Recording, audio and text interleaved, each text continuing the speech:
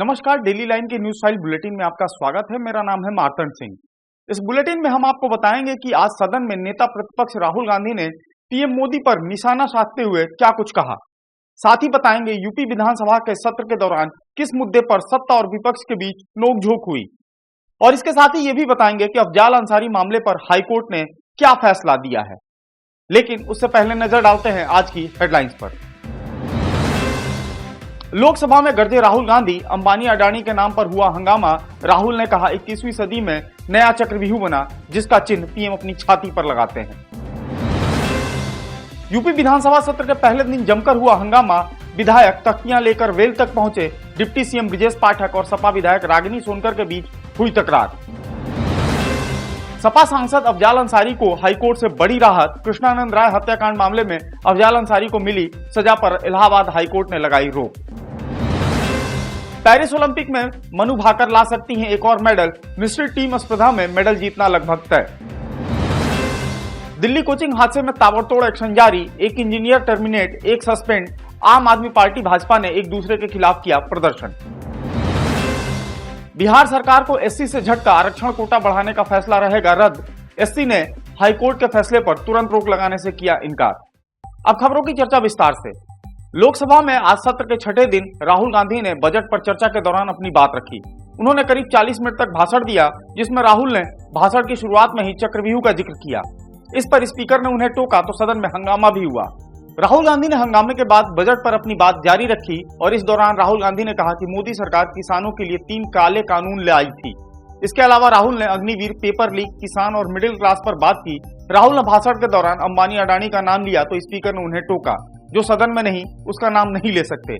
लोकसभा में कार्रवाई के दौरान दिल्ली कोचिंग हादसे का मुद्दा भी उठाया गया। हादसे पर बीजेपी, कांग्रेस और सपा ने दिल्ली सरकार की लापरवाही पर सवाल उठाए। राहुल ने आज सदन में जातीय जनगणना की बात की। नेता प्रतिपक्ष ने बजट के हलवा सेरेमनी की फोटो दिखाते हुए सदन में ये कहा कि बजट का हलवा इस फोटो में बट रहा है, इसमें कोई पिछड़ा, दलित या आदिवासी अफसर नहीं दिख रहा। इस दौरान वित्त मंत्री निर्मला सीतारमण ने सर पकड़ लिया और राहुल गांधी के भाषण के दौरान स्पीकर ने उन्हें 4 बार टोका। बढ़ते हैं अगली खबर की तरफ। यूपी विधानसभा का मानसून सत्र का पहला दिन काफी हंगामेदार रहा। सपा के बागी विधायक अभय सिंह और राकेश पांडे को पीछे बैठाया गया। वहीं सपा विधायकों ने सत्र शुरू होने के 10 मिनट बाद ही हंगामा शुरू कर दिया। तख्तियां लेकर वो बेल तक पहुंच गए। विधानसभा अध्यक्ष सतीश महाना ने काफी मुश्किल से विधायकों को शांत कराया। वहीं सदन में डिप्टी सीएम ब्रजेश पाठक और सपा विधायक रागिनी सोनकर के बीच तीखी नोकझोंक देखने को मिली। रागिनी ने कहा कि आज हमारे डॉक्टर ही बीमार हो रहे हैं, ये शर्मनाक है। इस पर जवाब देते हुए ब्रजेश पाठक ने कहा, सपा भ्रष्टाचार की जननी है, आज लोगों को फ्री में इलाज मिल रहा है। इसके अलावा सदन के बाहर शिवपाल यादव ने डिप्टी सीएम केशव प्रसाद मौर्य पर निशाना साधा। शिवपाल ने कहा कि केशव प्रसाद मौर्य बड़बोले नेता हैं, उनसे उनका विभाग नहीं संभल रहा। मुख्यमंत्री ने उनको झुंझुना पकड़ा दिया है, वे सिर्फ लखनऊ से दिल्ली और दिल्ली से लखनऊ करते हैं। बढ़ते हैं अगली खबर की तरफ। यूपी के गाजीपुर से सपा सांसद अफजाल अंसारी को इलाहाबाद हाईकोर्ट से बड़ी राहत मिली है। हाईकोर्ट ने सांसद अफजाल अंसारी की सजा को रद्द कर दिया है। एमपी एमएलए कोर्ट ने कृष्णानंद राय हत्याकांड में अफजाल अंसारी को सजा सुनाई थी। अफजाल अंसारी को पिछले साल 29 अप्रैल 2023 को 4 साल की सजा सुनाई गई। हाईकोर्ट ने गाजीपुर कोर्ट के इसी फैसले को पलट दिया है। यानी साफ है कि अफजाल अंसारी की संसद की सदस्यता बरकरार रहेगी। इस मामले में अदालत ने 4 जुलाई को अपना फैसला सुरक्षित रख लिया था। अप्रैल में सजा होने के बाद अफजाल अंसारी को जेल जाना पड़ा था और उनकी संसद की सदस्यता निरस्त हो गई थी। हालांकि सुप्रीम कोर्ट ने उनकी सजा पर रोक लगा दी थी।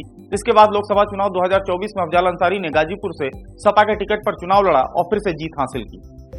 अगली खबर की तरफ बढ़ते हैं। ओलंपिक में मनु भाकर लगातार शानदार प्रदर्शन कर रही हैं। भारत को पहला मेडल दिलाने वाली मनु एक बार फिर मेडल लाने की ओर बढ़ चुकी है। मनु भाकर और सरबजोत सिंह मिश्रित स्पर्धा के तीसरे स्थान पर रहे और अब ब्रॉन्ज मेडल के लिए उनका मुकाबला मंगलवार दोपहर 1 बजे दक्षिण कोरिया के निशानेबाजों से होगा।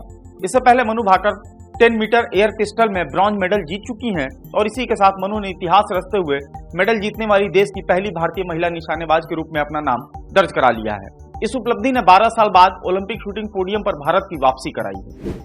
बढ़ते हैं अगली खबर की तरफ। दिल्ली के ओल्ड राजेंद्र नगर के राव आईएएस कोचिंग सेंटर में हुए हादसे पर ताबड़तोड़ एक्शन जारी है। मामले में एमसीडी ने एक जूनियर इंजीनियर को टर्मिनेट और एक असिस्टेंट इंजीनियर को सस्पेंड कर दिया है। वहीं इस मामले में अब तक कुल 7 लोगों को गिरफ्तार किया गया है। आप मुख्यालय के पास भाजपा ने प्रदर्शन किया और घटना का कसूरवार एमसीडी को ठहराया। भाजपा कार्यकर्ताओं को रोकने के लिए दिल्ली पुलिस ने वाटर कैनन का इस्तेमाल भी किया। दूसरी ओर आम आदमी पार्टी कार्यकर्ताओं ने एलजी सचिवालय के बाहर भाजपा और एनसीडी कमिश्नर के खिलाफ विरोध प्रदर्शन किया। कार्यकर्ताओं ने कहा, एनसीडी कमिश्नर की नियुक्ति गृह मंत्रालय करता है। आप कार्यकर्ताओं का कहना है कि इस हादसे की वजह कमिश्नर की लापरवाही है। बढ़ते हैं अगली खबर की तरफ। सुप्रीम कोर्ट ने बिहार सरकार को झटका देते हुए हाईकोर्ट के फैसले पर रोक लगाने से इनकार कर दिया है। यानी सुप्रीम कोर्ट ने बिहार में 65% आरक्षण रद्द करने के फैसले को बरकरार रखा है। हालांकि सुप्रीम कोर्ट फैसले के खिलाफ बिहार सरकार की याचिका पर सुनवाई को तैयार जरूर हो गया है। मामले की सुनवाई सितंबर में होगी। बिहार सरकार ने शिक्षण संस्थानों और सरकारी नौकरियों में SC, ST, OBC और EBC को 50% से बढ़ाकर 65% आरक्षण देने का फैसला लिया था। सरकार के इस फैसले को पटना हाईकोर्ट में चुनौती दी गई। 20 जून को हाईकोर्ट ने आरक्षण बढ़ाने के फैसले को रद्द कर दिया। इस फैसले के खिलाफ बिहार सरकार ने सुप्रीम कोर्ट में याचिका दायर की थी। डेली लाइन की न्यूज फाइल बुलेटिन में फिलहाल इतना ही। आप बने रहे हमारे डिजिटल प्लेटफॉर्म डेली लाइन के साथ।